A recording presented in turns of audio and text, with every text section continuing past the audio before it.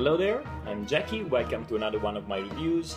Today I'm going to review Macao, which is a game that came out in 2009, so it's not so recent, but neither are my reviews, because I had a long stop and so I decided to go back a little bit. This is a game that has stayed in my collection. I have played it multiple times. It's actually probably my most played game by the designer, Stefan Feld, who I like a lot.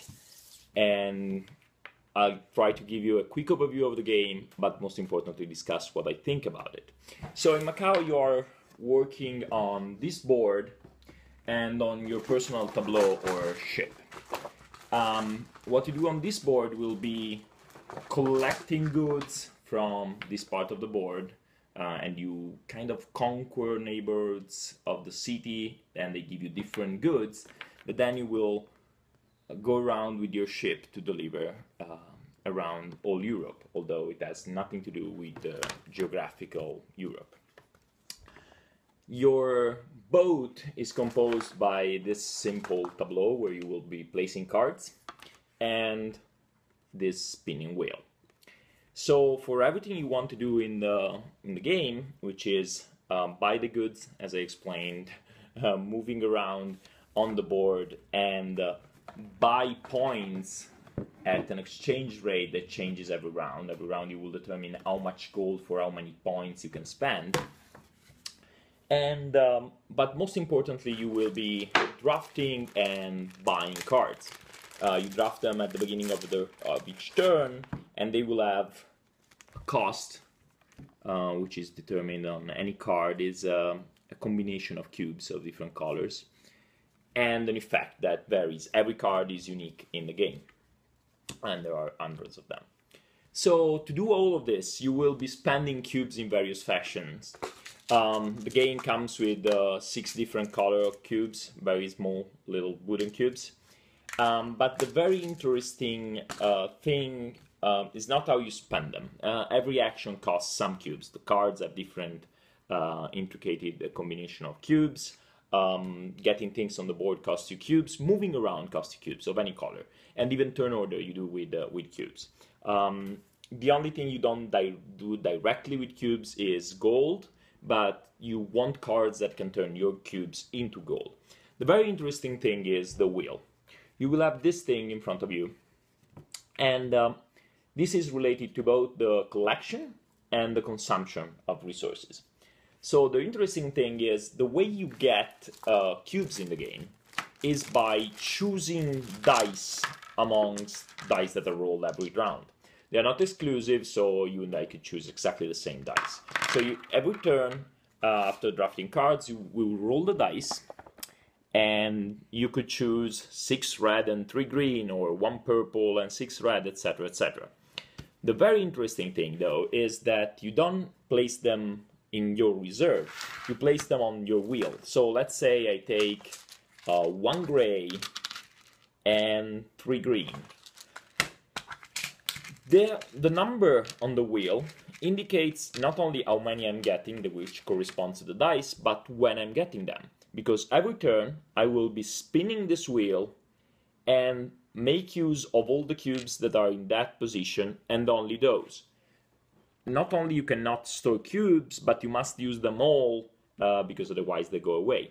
So that's the very interesting dynamic in this game, that first, if you want to build something that has different colors, you have to plan for it. You have to place, in this case, in our example, green on 3, and then in later turns hope to get a 2 purple. So normally you would like to try and build on a very distant number in order to have more chances of rolling the combinations that you need.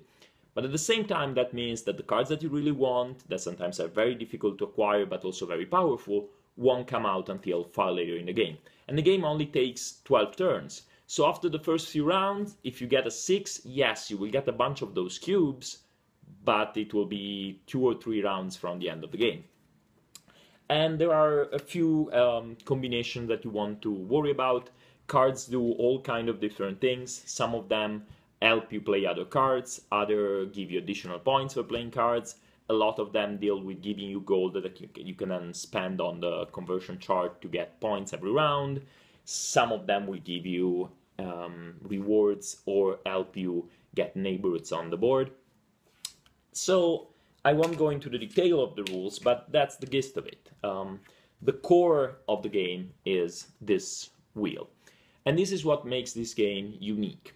It has the longer you wait, the best the reward is mechanism, which is somehow akin to Tzolk'in, another game that I like a lot, but it's very different in nature because you get to set the reward and the waiting time as soon as you pick the die. It's not like Tzolk'in where you can simply wait and things will come your way. Here you have to first hope that the dice go your way and then choose something and wait for it.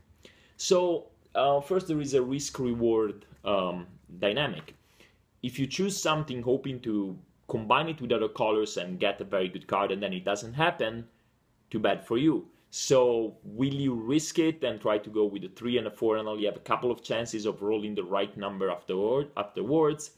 Will you instead go slow but steady, get a bunch of big numbers, hoping to have time to build super turns in which you are able to play many different cards, get special neighborhoods, etc. And while you're doing all of this, you have to remember that at the end you will need a bunch of cubes, generic cubes, to deliver things around the board, which is something that often even experienced players don't take into account enough, including myself. I think this thing makes the game unique and really, really brilliant. It can be brutal, because if you keep not rolling what you want, you will suffer. It's a dice game after all, and luck certainly plays a role in it. Also, when the cards come out is very important. There is a way to improve your turn order position and so improve your choice in the draft, but it costs cubes. And if you spend cubes and then you get in first position and the cards that come out are bad for you, you are wasting cubes. The game is really tense. It often comes down to, oh, if I only had one more cube in a game where you probably will spend over 60 or 70 cubes. So it's really tense. Games can sometimes be very close, otherwise the leading player increases their lead, not because they are the leading player though. While you are building an engine with the cards you are given, the game is built to force you and encourage you to play the same number of cards more or less every player, since you have penalties if cards get stuck on your board. So yes, some cards are better than others, but overall you never have one player that is doing everything and others that are doing nothing, because when you choose cards, the simpler cards will give you gold, which at the very least allows you to build up a gold reserve and buy points. So there is never a situation in which it's impossible to catch up, but at the same time they're not inherently built catch-up mechanisms. So if you want to score more than the opponent that is ahead, you have to be better than him as he was better than you before. I really like the game. I think it's, as I said, innovative. Still today, I have not seen the same mechanism used with as much success as this. I think while it's a dice for resources, dice for action mechanism, it's very different from other games by Stefan Feld like Bora Bora or Castles of Burgundy, because you don't take actions directly with the dice. With the dice you set up actions that you will take in a very delayed time frame. I think the game is solid. I think the game is good. It's probably my favorite Feld, and if you have not tried it yet, I really suggest that you keep an eye out for it. Macao by Stefan Feld. I think it's currently out of print, but it's still floating around.